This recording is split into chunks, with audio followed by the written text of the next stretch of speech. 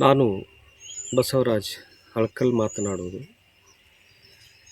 ನಾನು ನಿಮ್ಮೆಲ್ಲರ ಮುಂದೆ ಬಂದು 12ನೇ ಶತಮಾನದಲ್ಲಿ ಜನಿಸಿರತಕ್ಕಂಥ ಶರಣೆಯರ ಬಗ್ಗೆ ಹೇಳಲು ಹೊರಟಿದ್ದೇನೆ. 12ನೇ ಶತಮಾನದಲ್ಲಿ ಜನಿಸಿರ್ತಕ್ಕಂಥ ಅನೇಕ ಶರಣ ಮತ್ತು ಶರಣೀಯರು ಬಗ್ಗೆ ನಮಗೆ ತಿಳಿದಿರುವುದಿಲ್ಲ.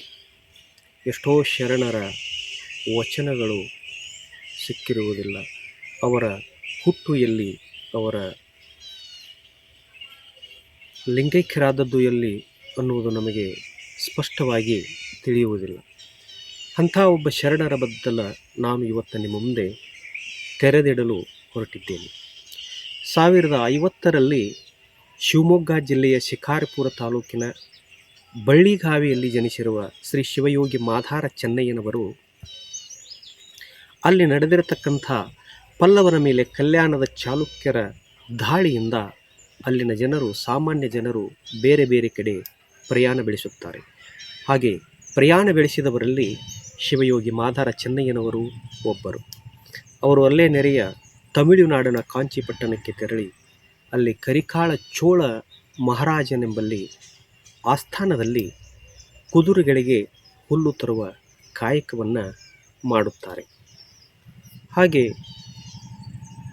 ಅಲ್ಲಿ ಕಲ್ಯಾಣದಲ್ಲಿ ಬಸವಣ್ಣನವರ ಒಂದು ಪ್ರಭಾವದಿಂದಾಗಿ ಬಸವಣ್ಣನವರು ಕಲ್ಯಾಣದಿಂದ ಕಾಂಚೀಪಟ್ಟಣಕ್ಕೂ ಸಹಿತ ಹೋಗಿ ಬರ್ತಿರ್ತಾರೆ.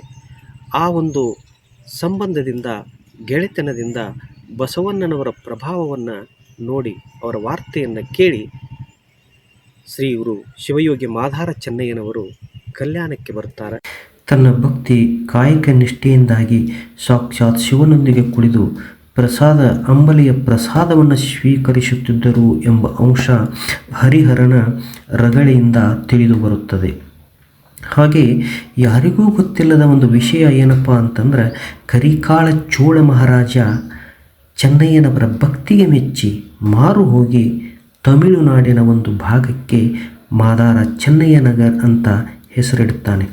ಅದು ಮುಂದೆ ಬ್ರಿಟಿಷರ ಕಾಲದಲ್ಲಿ ಅಪಭ್ರಂಶವಾಗಿ ಮಾದರಸ ನಗರ, ಮಡ್ರಾಸ್ ಎಂದಾಯಿತು. ಮುಂದೆ ದೇಶಕ್ಕೆ ಸ್ವತಂತ್ರ ಸಿಕ್ಕ ಬಳಿಕ ಚೆನ್ನಯ್ಯನವರಿಗೆ ಗೌರವ ಸಲ್ಲಿಸಲು ಅಲ್ಲಿನ ಸರ್ಕಾರ ತನ್ನ ಮಡ್ರಾಸ್ ಎಂಬುದನ್ನು ಚೆನ್ನೈ ಎಂದು ಬದಲಾಯಿಸಿಕೊಂಡಿತ್ತು. ಅದು ಚೆನ್ನಯ್ಯನವರಿಗೆ ಕೊಟ್ಟ ಅತ್ಯಂತ ದೊಡ್ಡ ಗೌರವವಾಗಿದೆ. ಇಡೀ ಅವರ ಹೆಸರನ್ನು ತನ್ನ ಒಂದು ರಾಜ್ಯಕ್ಕೆ ಇಟ್ಟುಕೊಂಡು ಅವರಿಗೆ ನಮನವನ್ನು ಸಲ್ಲಿಸಿತು.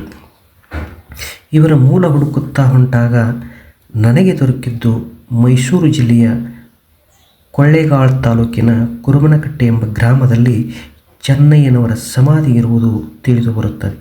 ಅದು ದಕ್ಷಿಣ ಕರ್ನಾಟಕಕ್ಕೆ ಮಹಾಪುಣ್ಯ ಕ್ಷೇತ್ರವಾಗಿ ಯಾವುದೇ ಕುಲ, ಮತ, ಜಾತಿ, ಪಂಥ ಭೇದ ಭಾವವಿಲ್ಲದೆ ಎಲ್ಲ ಧರ್ಮೀಯರು, ಎಲ್ಲ ಜಾತಿಯವರು ಭಕ್ತಿಯಿಂದ ನಡೆದುಕೊಳ್ಳುವ, ಬೇಡಿದವರಿಗೆ ಬೇಡಿದ್ದನ್ನು ಕೊಡುವ, ಭಕ್ತ ಜನರ ಕಷ್ಟ ಕಾರ್ಪಣ್ಯಗಳನ್ನು ಪರಿಹರಿಸುವ, ಮಾಟ ಮಂತ್ರ ಭೂತ ಪಿಶಾಚಿಗಳನ್ನು ಹೊಡೆದೋಡಿಸುವ ದಿವ್ಯ ಶಕ್ತಿಯ ಪೀಠವಾಗಿ ಪರಿಣಮಿಸಿದೆ. 12ನೇ ಶತಮಾನದಲ್ಲಿ ಕ್ರಾಂತಿ ಉಂಟಾದಾಗ ಅಲ್ಲಿನ ಎಲ್ಲ ಶರಣೀಯರು ಬೇರೆ ಬೇರೆ ಕಡೆ ಪ್ರಯಾಣಗೈಯುತ್ತಾರೆ.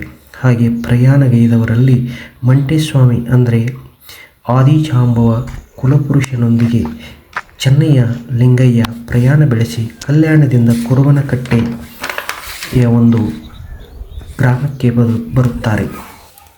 ಅಲ್ಲಿಯೇ ನೆಲೆಸಿ ತಪವಗೈದು ಕಾಯಕ ಮಾಡುತ್ತಾ ಕುರುಬನಕಟ್ಟೆಯಲ್ಲಿಯೇ ಲಿಂಗೈಕ್ಯರಾದರು ಎಂದು ತಿಳಿಯುತ್ತದೆ.